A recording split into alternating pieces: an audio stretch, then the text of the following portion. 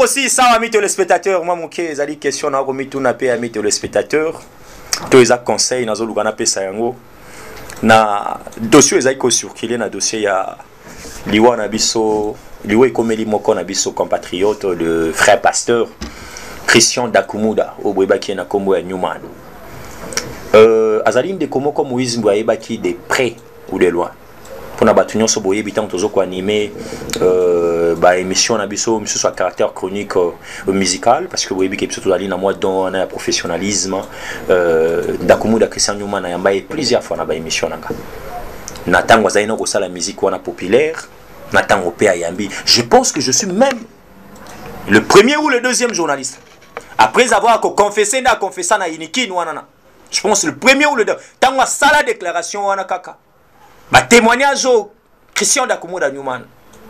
Je pense Moïse Mouy fait partie de l'équipe. Et puis, il y a beaucoup de émission. Aux amis, il y a des beaux dans les médias dans les livrés. Révélation, bah, témoignage. Il y a des frères. Et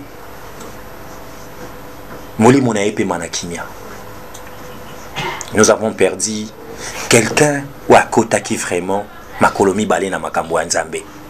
Nga tina olobango je l'ai senti même. Pasteur Christian Dakumuda ndima kotika ba famille ndima kotika ba bien nyonso boye bagaza kinango pour aller s'installer na bisiko nga na mone j'étais le nom de l'église na mone frère Christian pasteur na mona Moussa Nzambe était à santé madame avant même maladie bandaye. Abi mon cher je suis en jeûne et prière parce que c'était pas facile quand on a kotika quand on a koya kokota ne ba Christian Dakumuda bakota. Mais dommage, moi ce qui a assez accueilli, Bobi Maraté na ba réseaux sociaux pour ne pas n'importe quoi. Sortie médiatique ratée. Na lobby sortie médiatique ratée. Je ne sais pas ce qui vous conseille qui frère Nabi sauté. Paix à son âme. Christian Dakumuda Soki Azalaki, Bunga Bomona, droit des réponses. Mais n'a bien été confié au Lomida à Rolanda Bisso. Incessamment, on a la ligne de Konanga Israël, Mobali Amoulouba Mwindo. Je crois que vous aurez la suite.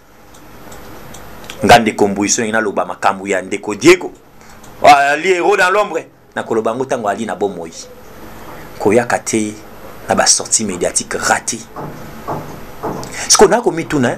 Bah, conseiller en communication ou bah, chargé de presse, vous allez avoir une conférence de presse. Je suis le chargé de presse du pasteur. Je suis le conseiller en communication du pasteur. Quand vos pasteurs, quand vos acteurs politiques, babimakana ba place publique, pour na koloba makambo ezali public, vous conseillez à bangote.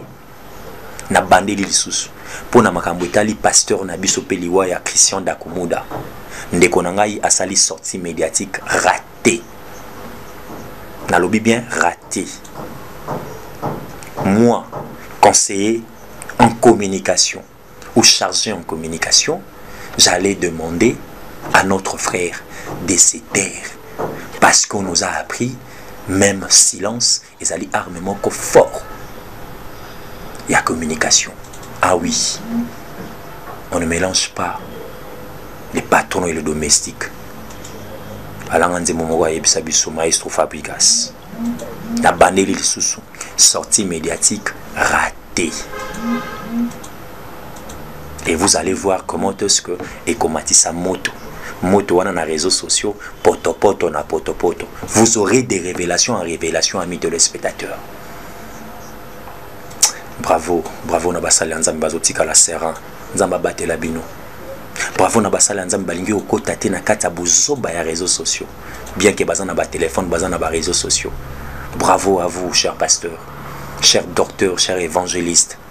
Botika la oboza. Succès! Nzambe nda apesaka na élévation. Ya batu ya koluka, tala ndezo mema bango. Na poto poto. Christian Dakumuda Newman, Pema na Kimia. Amis téléspectateurs, nous avons fini. Édition Alelo, merci na bandeko nyonso batali biso, merci na ba partenaire nyonso de gré ou de force. Ngai na bino tokutani mokolo moi lobby avec d'autres questions d'actualité. Beau s'abonner massivement na ba plateforme nyonso masolo ya Congo Télévision. Au revoir.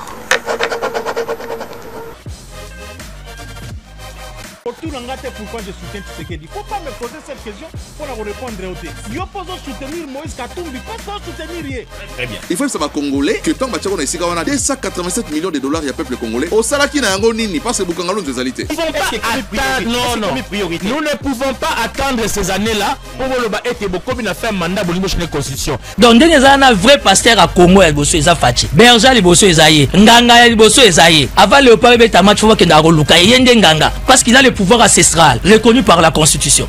Échec Yandeko Bumba na ville à Kinshasa, ezali échec ya IDPS.